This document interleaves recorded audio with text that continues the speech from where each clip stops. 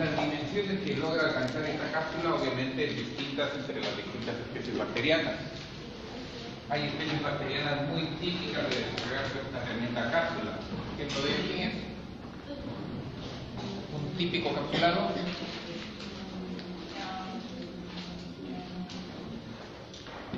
Típico capsulado. El neumococo, el estreptococo neumónico, ¿cierto? El estreptococo neumónico es un capsulón. Luego también tenemos a Klebsiella pneumoniae, ¿no? Klebsiella pneumoniae también es responsable de tener una tremenda cápsula. Luego también tenemos a otro patógeno que es Yersinia pestis. Yersinia pestis también controló una tremenda cápsula. Yersinia pestis es responsable de qué?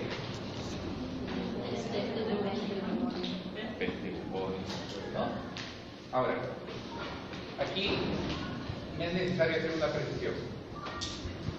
Cuando vamos a abordar los grupos microbianos y vayan ustedes en sus textos, seguramente que les van a decir lo siguiente. Por ejemplo, los estafilococos presentan cápsula. Otro texto les va a decir no presentan cápsula. Entonces, ¿a quién crean? Pues crean a los dos. ¿A qué se refiere? Vean, toda célula bacteriana de una u otra manera produce cápsula. Pero como repito, las dimensiones de esta cápsula no es la misma en todas las especies. El típico capsulado obviamente va a desarrollar una tremenda cápsula, como Klebsiella, estreptococos. Pero especies bacterianas como estreptococos, estafilococos, por ejemplo las mismas enterobacterias, también desarrollan cápsula, pero es una cápsula bastante delgada. Es una cápsula a modo de una simple película nada más. Es decir, literalmente sí presentan cápsula. Pero desde el punto de vista patológico, argumentamos que no presenta cápsula. ¿Hay que entender? Es decir, teóricamente todas desarrollan cápsula, pero no todas desarrollan en la misma magnitud esa cápsula. ¿Veo? Bien. Luego también decíamos que la cápsula químicamente puede estar constituido entre el cuerpo bacteriano y lo que aparece el celeste estará representando la cápsula. Químicamente puede estar constituido de dos polímeros, dextrano o levano. El dextrano, que no viene a ser sino un polímero de glucosa, y el levano o levanos no viene a ser sino un polímero de fructosa. ¿Sí? Alternativamente, por ahí hay algunas especies también bacterianas, como en el caso de Bacillus anthracis, cuya cápsula no es de dextrano ni tampoco de levano, sino que en ese caso, por ejemplo, en Bacillus anthracis, esa cápsula es de ácido glutámico, ¿no? Un polímero de ácido glutámico, ¿no? Pero usualmente es de dextrano o levano.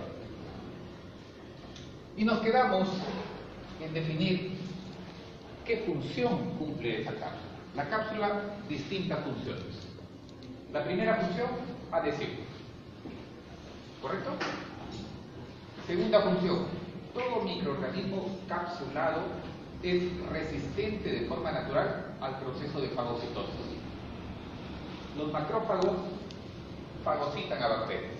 Al interior del macrófago, el macrófago sencillamente va a descargar sobre esas bacterias todo un conjunto de enzimas proteolíticas y también de especies reactivas de oxígeno. Esos dos condicionantes son los que posibilitan la muerte de las bacterias al interior del macrófago. Pero las células bacterianas poseedoras de cápsula obviamente van a tener esta coraza. Por lo tanto, físicamente estos componentes, estas enzimas, no van a acceder al interior del cuerpo bacteriano. Entonces, de forma natural, son resistentes a los procesos de fagocitosis. La tercera función de la cápsula es que se comporta como un inhibidor del proceso de fagocitosis. Me explico. Asumiendo que este salón es el organismo humano. Asumiendo que este salón es el organismo humano. Me voy a poner a pensar que en este sitio se está llevando a cabo o se está desarrollando un foco infeccioso. Proliferación masiva de células bacterianas. Los macrófagos obviamente van a detectar a estas células bacterianas van a concurrir a ese foco infeccioso y van a comenzar a fagocitar. ¿Sí? Eso es lo normal. Pero aquí vale preguntarse, ¿cómo es que los macrófagos reconocen ese foco infeccioso? Lo reconocen porque como consecuencia del crecimiento microbiano y como consecuencia de la respuesta inflamatoria, se comienzan a generar mediadores químicos que comienzan a difundir. Esos mediadores químicos son detectados por los macrófagos y por un proceso de sintaxis, los macrófagos se dirigen a la zona de mayor concentración de esos mediadores químicos y es de esa manera en que ejercen su acción. ¿Sí? Eso es lo normal. Pero ¿qué pasa cuando este foco infeccioso es generado por células bacterianas capsuladas? Ahí va a haber un glitch. En que las células bacterianas capsuladas promueven escasamente pocos mediadores químicos. Entonces los macrófagos pueden pasearse delante de las bacterias, pero sin embargo no lo pueden detectar. A eso me refiero de que la cápsula de una u otra manera inhibe el proceso de fagocitosis. Entonces son dos conceptos distintos. Por un lado, la cápsula posibilita la resistencia del germen frente a la fagocitosis. Pero por otro lado, la cápsula inhibe el proceso de fagocitosis. Son dos conceptos distintos. ¿Quedó claro? Bien. Ahora, esta cápsula, como la vemos acá, cuando tiene una configuración bastante definida, ¿no? Como lo ven acá, es la típica cápsula. Pero cuando este polímero, esta cápsula, adopta una configuración bastante irregular físicamente, una estructuración muy laxa, muy floja, muy suelta, en vez de llamarle cápsula, le denominamos glicocáliz o epidídimo, ¿no? Químicamente es la misma cosa. La única diferencia es el aspecto físico. Muy bien definida la cápsula y glicocáliz, una estructura muy laxa, muy relajada, muy irregular. ¿Yo? Esta es la cápsula.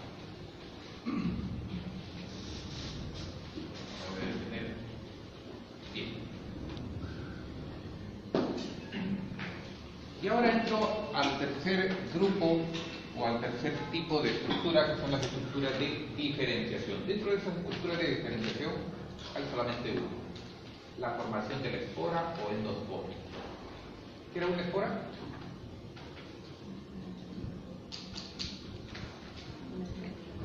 Doctor, ¿qué es una espora? Es una célula vegetativa. ¿Y qué es una célula vegetativa?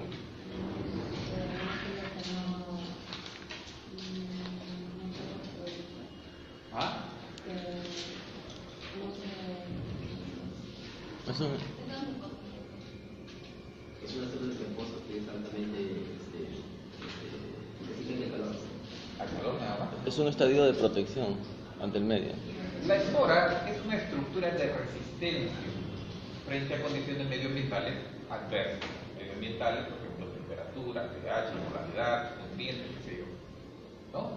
Bien, pero ahí quiero retomar el término que había señalado la señorita. Una célula vegetativa. ¿Qué le llamamos célula vegetativa en bacteriología? La célula vegetativa le denominamos así a aquellas formas bacterianas que están con un metabolismo muy activo. Se están reproduciendo masivamente. Es decir, por ejemplo, acá estoy representando un bacilo en su fase vegetativa, ¿no? Su fase vegetativa. Pero ¿qué pasa? Hay ciertas especies bacterianas que, sin embargo, cuando están creciendo, se ven expuestas a condiciones medioambientales adversas. Y como consecuencia de eso, desarrollan esa llamada espora. ¿Sí? Este proceso lo conocemos con el nombre de esporulación. ¿Sí? Bien. Es un proceso que tarda muchas horas, porque implica que una serie de genes por parte de la bacteria se comiencen a expresar y justamente condicionen este esporo. Aquí en esta imagen justamente se ve a una célula vegetativa, ¿no?, que ante condiciones adversas comienza a desarrollar una espora. Pero en la espora La espora no viene a ser sino una célula.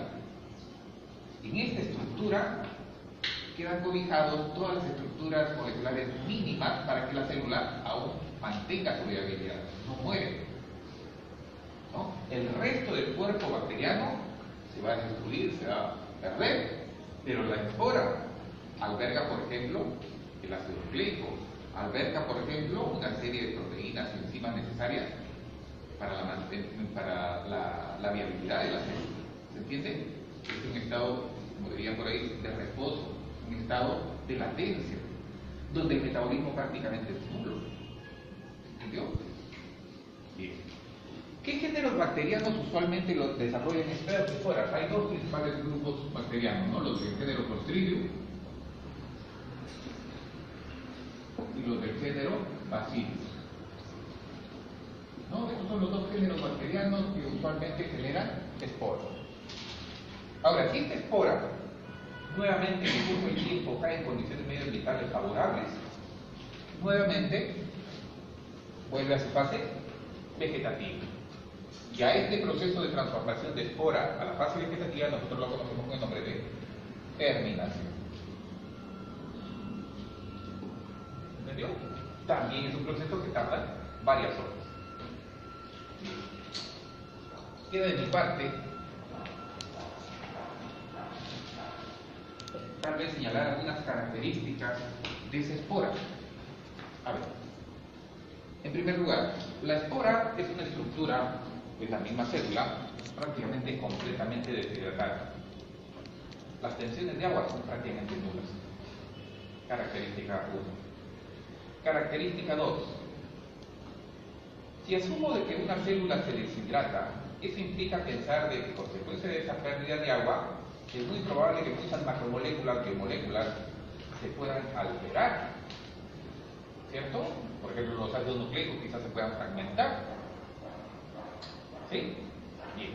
Entonces, para salvar esa situación, esta espora, antes de transformarse en espora, ha comenzado a sintetizar un componente, que es el llamado dipicolinato de calcio. Por acá lo veo. Dipicolinato de calcio. El dipicolinato de calcio sirve, o se comporta, mejor dicho, como una sustancia buffer. Es decir, amortigua, digamos, todos esos cambios producto de la deshidratación, ¿no? Y mantiene íntegro, por ejemplo, el genoma y algunas enzimas esenciales. Segunda característica. Tercera característica. La espora prácticamente ya no genera ATP, pero sí conserva un metabolito intermediario de la generación de ese ATP. ¿Cuál es el metabolito intermediario? De la vía glicolítica es 3-fosfoglicerato, ¿no? Recuerden que el 3-fosfoglicerato es un intermediario de la vía glicolítica, de glucosa a piruvato, ¿cierto? Es un intermediario. Entonces no hay acumulación de ATP como tal, sino como 3-fosfoglicerato. Pero quizás los mayores cambios se dan a nivel de la superficie de la espora, porque esa es la que va a hacer frente a esas condiciones medioambientales adversas. Bien. ¿Cómo va a estar diseñada esa superficie de la espora? En primer lugar, una primera cubierta, la típica pared celular. Por ese lado no hay problema. Luego va a haber una segunda cubierta, la llamada corteza. La corteza es otra cubierta muy similar a la típica pared celular, muy similar al peptidoglicano, con una ligera diferencia. Recuerden de que el peptidoglicano está constituido por una serie de capas y entre capa y capa había puentes de aminoácidos. ¿Sí? Pues bien, la corteza es el mismo peptidoglicano pero con un menor número de puentes. ¿Sí? Esa es la llamada corteza. Otra cubierta es la denominada capa. La capa químicamente está constituido de un componente muy similar a la quitina. ¿Dónde está presente la quitina? ¿O qué es la quitina?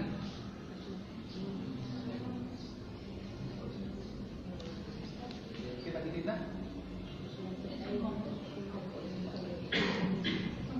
¿Una proteína? ¿Un ácido nucleico? ¿Qué es? ¿No? ¿Bioquímica? Una proteína. Es un polisacárido. Es un polisacárido. ¿Y dónde encontramos esa quipina usualmente? ¿Dónde? Usualmente lo asociamos con el exoesqueleto de los insectos, ¿cierto? ¿Qué pasa cuando matan una cucaracha? La herramienta esta, ¿no? Suena feo, ¿no? ¿Por qué? Porque la quipina justamente tiene una estructura dura, ¿no? Pues bien, esa sustancia, ese componente, es con el que está diseñada esta llamada capa. Esa es quizás una de las principales defensas que tiene la espora frente a esa elevada temperatura, a esos agentes abrasivos, en fin. Y una última cubierta es el exosporio. El exosporio como tal no viene a ser sino una cubierta de líquidos. Yo tan únicamente estoy señalando 3, 4 cubiertas de esa pared o de esas cubiertas de la espora.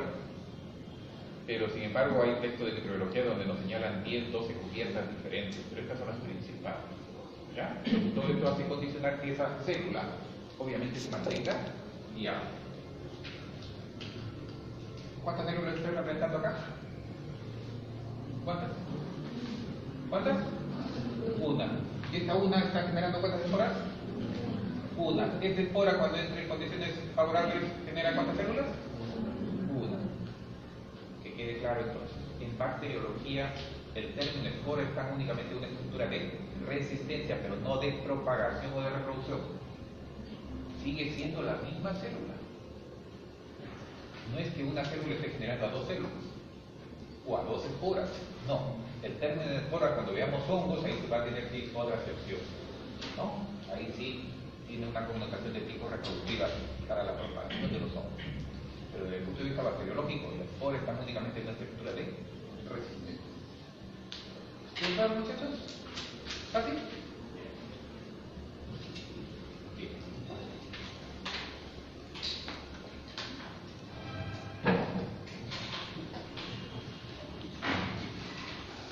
¿Qué pasa, doctor?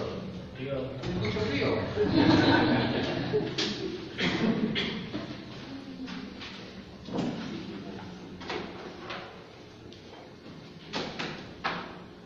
A ver, rápidamente, lo que es crecimiento microbiano. ¿Qué es crecimiento? La capacidad de un microorganismo para que pueda Desarrollar. ¿Y qué debe ser por desarrollar? Expansión. Desarrollo, maduración. Pero los microorganismos forman un grupo y forman casi como un ser. O sea, forman una colonia, es casi un ser, ¿no? Entonces se multiplican las células y se hacen más grandes. El concepto de crecimiento lo puede entender de dos maneras. El crecimiento lo puede entender como aumento del tamaño de una célula.